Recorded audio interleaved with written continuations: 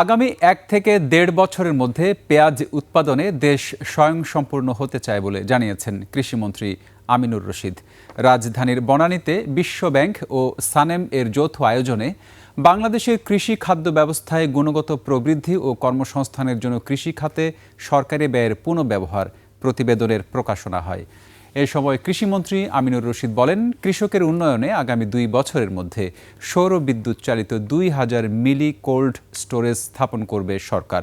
এতে পরিবহন খরচ কমবে বলেও জানান তিনি।